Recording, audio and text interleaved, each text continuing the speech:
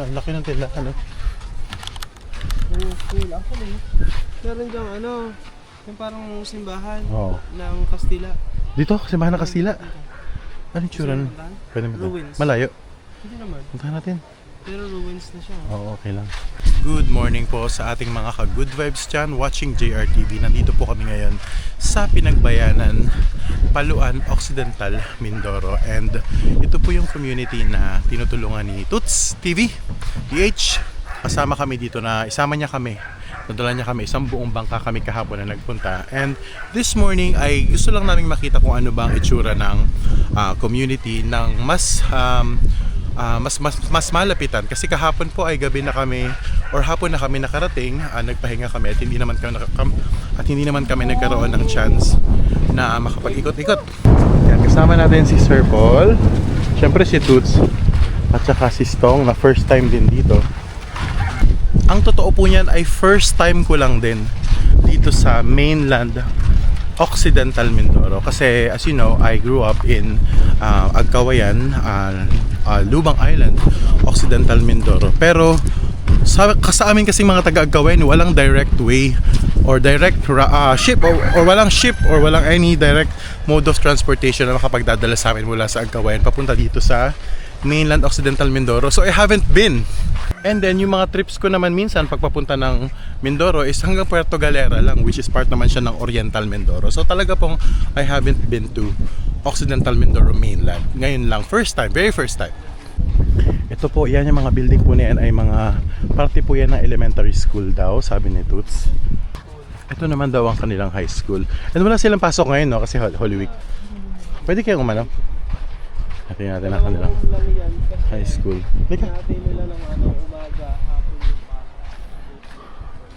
Oh, ito yung itsura ng kanilang high school. 2 room lang daw ito. Ayun, oh.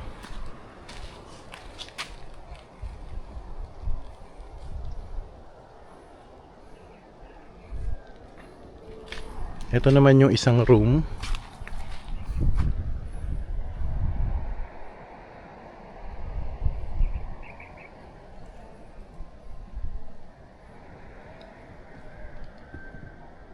I'm wondering kung ilan po yung estudyante na nag-aaral dito, kasi napakaliit na sitio lang po ng Pinagbayanan. Ang Pinagbayanan is not even a barangay, it's only a sitio.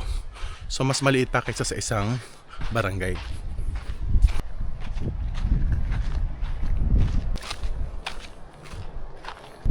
Ngayon naman is papunta tayo dun sa sinasabi ni Toots na ruins ng isang Spanish, yun, isang old church from the Spanish times. So papunta tayo ngayon doon. May konting hike lang pero it only takes 3 minutes. At saka okay na rin yun pang morning exercise natin.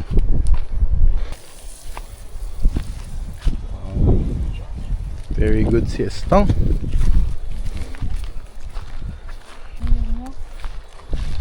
Oo nga, no, talagang halatang from siya, ruins siya from the past. And parang kita niyo po merong effort to reinstate or restore the at least yung harapan man lang niya o yung mga garden niya sa harap. Pero siguro po sa init na rin talaga ng panahon dito, nakatuyo na rin po yung mga halaman.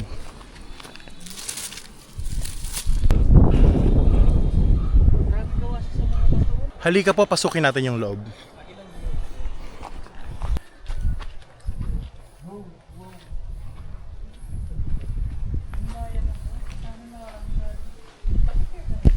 Ang structural integrity nito ay hindi na talaga matibay. Kaya dapat maging maingat pag pupunta dito. Mukha nga siyang old church. Ito yung harap niya. Pero grabe, kita niyo po. If you stand here sa kinatatayuan ko, ang una-una mo makikita dito is yung isla ng Gulo Island, kung nasan nga yung Talaw-Taw. At saka yung Ambil Island sa likod niya. Ang ganda ng view. And of course, there's a view of the ocean as well. So alam mo agad kung maalon or hindi. Look at this. Tingnan niyo po yung pagkakasimento nila noong unang panahon. Siyempre wala naman pong hollow blocks noon. So yung mga sheets of rock na pinagpatong-patong tapos nilagyan ng cement. Wow. Ganun pala sila noon po,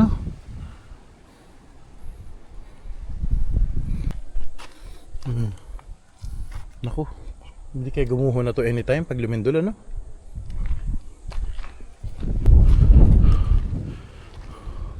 Wow, parang nakaka-intriga, no? Kung ano yung history nitong lugar na to.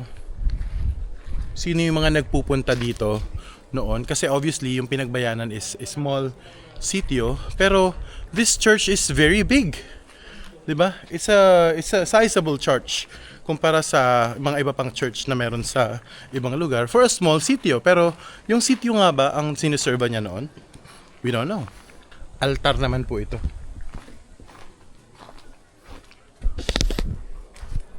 Ayan, pinag-ugatan na po ng halaman itong mga semento dito, no? Tingnan niyo po ang ganda.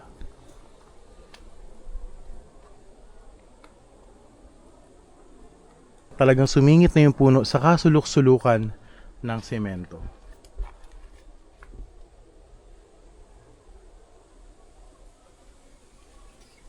Naalala ko lang po bigla yung trip ko sa Cambodia sa Angkor Wat, kung saan nga po nag-shooting din si Angelina Jolie sa kanyang pelikulang Tomb Raider. Meron din no isang famous temple kung saan yung ugat ng puno is sumuot na talaga. Napakalaking mga ugat ng puno na sumuot na talaga sa mga temple, which tells us kung gaano katagal na yung lugar na yon bago pa man tumubo yung mga puno. Sayang, no, I wish someone is able to tell us the history of this place. Kung hindi man, i-research ko na lang and ipakita ko rin po sa inyo dito sa video, sa dulo. Ito, pagguho na rin siya. Wow. Anytime parang guguho siya, no? Meron pong bahay doon o baka may nakatira po doon sa dulo. I'm not sure kung may tao po, pero ano siya, maliit na kubo. Parang dalawang maliit na kubo. Even yung gilid ng church, ayan, may rubbles pa rin siya. Oh, wow. Look! Itong malaking tipak ng bato na to, galing to dyan sa taas. Pero matagal na to eh, kasi ibig sabihin, hindi yan recently lang nalaglag mula dyan. Feeling ko ito yan, itong piece ng ano na to, ano ba tawag dyan sa parte na yan ng building, ng pinto, sa pintuan sa ibabaw. Nalaglag siya dito, tapos ito na siya ngayon. Oh, pero sa tagal na niya, tinubuan na rin siya ng mga halaman, kasi permanent na yung ipil-ipil, oh. Yung ipil-ipil, permanent na siya naka ano dyan. So ang tagal na niyan dyan. Yun pong mga puno na yon ng ipil-ipil, ayan, tumubo na nga po sa ibabaw ng structure. So again, it tells us how long this structure has been here and abandoned since the time na siguro nasira siya or inalisan siya or iniwan siya ng mga may gawa nito. Grabe, na-open po yung aking interest. Interesante po para sa akin itong lugar na to. I'll research more about this and let you know kung meron ako matatagpuang any more information about this place. Ang taas po pala no, no? Ganda ko, no? Dito sa likod, dito sa structure na. Oh, sa likod. Dito sa gilid. Tingnan natin. Ah, dito sa gilid? Dito sa may gilid, makita mo yung buo pa yun. Oo, tingnan. Ito! Hala, oo nga, no? Hindi ko na-realize na kasama pala yung ano na yun, yung bakod at saka itong mismong lupain na to, kasama siya sa territory nitong ano to, ng perimeter ng church na ito. Ayan, oh.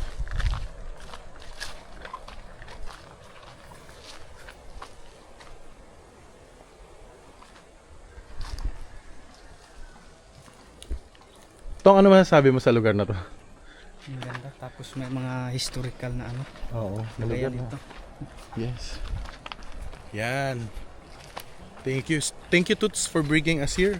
Ang galing po, no? Who would have known na meron palang ganitong structure, Spanish structure dito sa dulo ng Paluan. So kami po ay talagang thankful na nakarating dito kasi at least meron tayong konting matututunan. Hala, ang dami pa dun. Ang dami pa pala dun sa dulo. Puntahan nga po.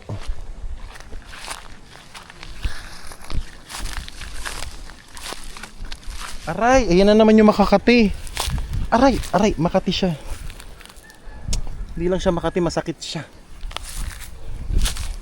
Ayun, oh. Hanggang dulo pa siya doon, may tanim na siya mga balanghoy.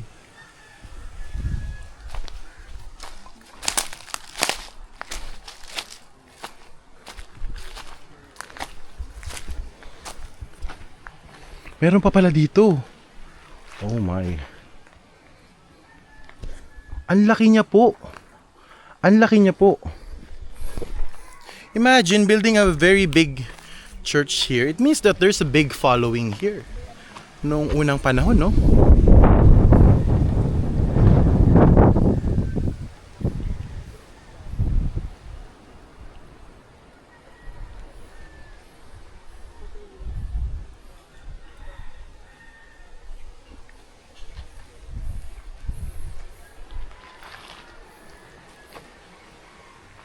Link ka ng ano ba? Patingin, patingin.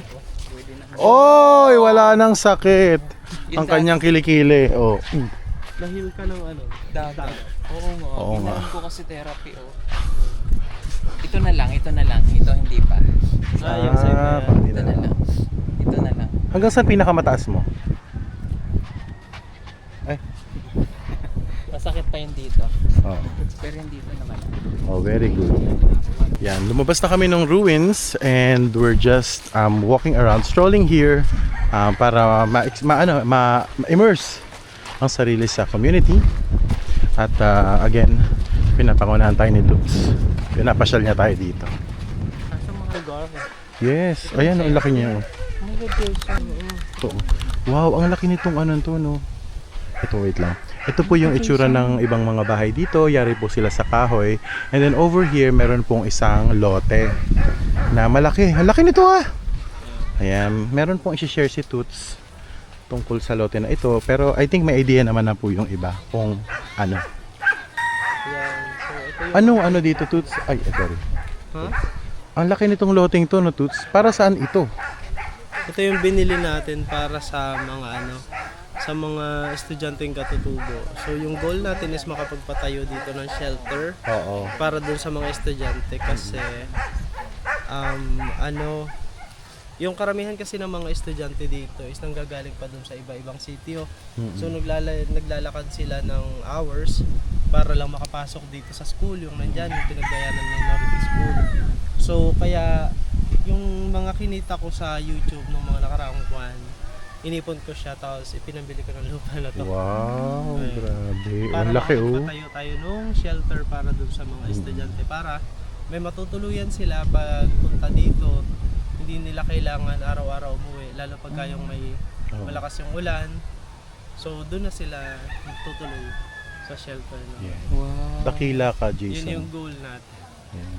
Ang ganda, ang laki. Gano'ng kalaki to? Magsama manood kay Jason na kanyang vlog para mayroon po siyang magamit na pan sa pagpapagawa ng shelter. Thank you.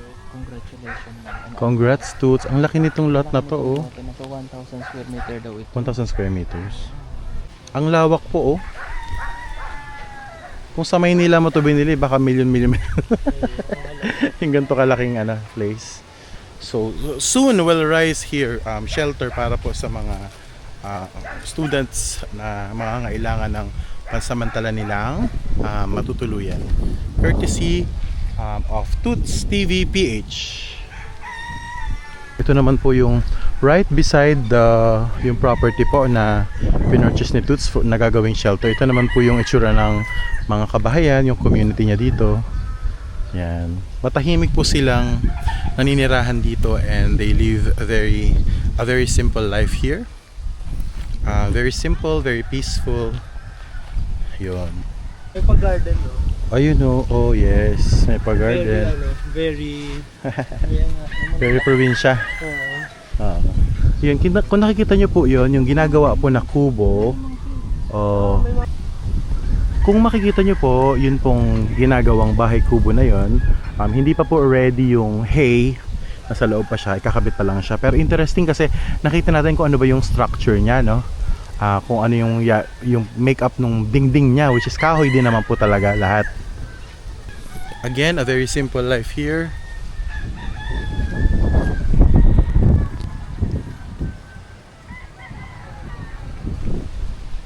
Uy, ang daming pebbles, oh. Nagkalat lang dito sa tapat ng old na bahay. Iniipon yan. Pinagbibili kaya yan? Oo. Oh. So pwede po yan dun sa bathroom po ni Toots. Kasi may pebbles po yan.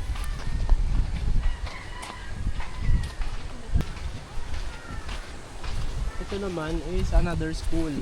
Another school na gagawin? Hindi. School talaga siya. Niraran siya ng mga misyonaryo. Oo. Ayun. Ang kaibahan lang, iba yung curriculum ng school na yan. Tapos, Oh, parang, talaga? Sa oo, DepEd? yung mga, halimbawa, galing ka sa public dun sa isang school. Grade 6 ka na doon. Pag lumipat ka dito, balik ka sa foundation. Para kang nag-grade 1 ulit. Oo. Ano to? Would you know kung aling yung Amerikano. mga misyonaryong Amerikano? Yes. Oh. Oo nga no. Magagaling yung mga nag-aaral ko. Oo. Magagaling sa mag-English. Oo. Oo nga po ano. Nakakatuwa naman, maraming school. Maraming presensya ng school dito sa Pinagbayanan. Ang pangalan niya is Pinagbayanan Katutubo Excel School. Diyan ang galing si Christine, yung scholar natin na nandito. Kaya 18 years old na siya, grade 3 pa lang siya. Oo, kasi ni-reset. Yes, kaya siya, na pumasok siya dun sa ALS program Yes. para maka-advance Yes, yung kanyang makahabol. pag-aaral. And then on the other direction, dagat naman po siya. Ito kasing mountain na to, ang tawag diyan is Mount Calavite. Calavite. Oh, ito nga pala yung sinasabi na matatanda sa atin ano. Yes. Ayun dun sa sa Calavite, yung malalayo, di ba? Yan. Oh. Agobo Falls. Ayan yung mga falls na meron dito. Pamburuta. Mas Pamburuta. Matinggaram. Wildlife Sanctuary. Na. Meron pala po mga falls dito, ano? Iso na. Dito na sila nag-set. May suggestion ako. What about umakit na kaya tayo ng bundok ngayon? Sino ano yung kuya, di ba? Yung Yung sa bangka. sa boto. Saan kaya sila galing? Ay, oh my God. Hala, may cactus. Desierto na ito. This is really a fishing community. Lahat ng bahay merong nakapark na bangka. And then yun, may mga ginagawa pa dito. Ayun, yung mga lumang bangka nandito. And then may mga ginagawang bagong bangka. And then ito, bagong kubo na ginagawa. Iba naman yung style niya. Hindi siya parang square lang. Bagkus meron siyang maliit na part. At saka may mataas na ceiling yung isang part. Pero still, gawa siya sa kahoy. Plus yung kanyang bubong ay hay. Yan, hay din ang ilalagay dyan sa ibabaw. Ay, meron silang community plaza. Yeah. Oh, para meron silang basketball court dito. Oh, para mapaglibangan naman ng mga tao dito.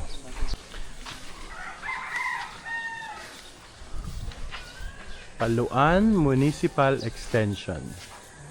Yan. Again, in front of this one, meron po silang community plaza, may basketball court, and I'm sure may mga events din na nangyayari dito. Nakakatuwa naman at least yung may basketball court na pwede paglaruan ng mga bata, mga bagets. Toots, may canteen! Yun o, may canteen doon o. Pwedeng umorder ng food. Oh, wow. Sir Paul, tawag ka. Tagalog yan. May granada oh. Nasaan? Uy, granada yan. Pomegranate? Granate. Oh my God. Ngayon lang ulit ako makakita ng pomegranate. Tingnan niyo po itong punong to. Oh. Oh, wow, pomegranate nga. Wow. Wow. Hindi pa siya hinog. Laki. Ayun ang hinog. Ay, hindi nabubulok na. Ito ang hinog. Lawrence, inyo. Baka akala nila Sa sinasungkit. inyo ta? Ito po na. Wow. Ayun. Hala, ang daming pomegranate doon. Pwede makain. Ha? Kukuha na? Hala, Toots, ito. Toots, ito. Alin? Ito. Ito? Ito. Hindi mo nakikita dyan. Ito. Yan. Ha? Hindi. Kamag-anak namin yan. Thank you, Toots, ha. Mga PLC yan. Wow. Pwede ako pumitas. Oo, go. Wow. It's for the experience. Thank you po sa nagbigay. Diyan, ito. Thank you po. Ang laki naman yan. Mas malaki yan. Si Toots, dito kukuha ko siya. Ako. Yan, si Toots. Oh, ito naman. Ay, Ay, hindi pa daw hinog. Hello. Sorry po. Doggy, hello. Huwag ka matakot kay Ninong. Okay, ito na po yung pinakadulo ng sitio, no? Pagpunta kasi doon sa kabila pa niyan, parang bundok na siya, paanan na ng bundok, paakit na doon, and may dulo na rin siya ng dagat or punta na siya. So, kami ay babalik na. Masarap yan, bago yun. May nalaglag. Kunin mo, masarap yun. Na ano, mangga? may nalaglag na mangga. Pabalik na po kami doon sa cottage for breakfast. Thank you, Toots, for touring us around, ha. Salamat. Nakarating kayo dito Oo. sa...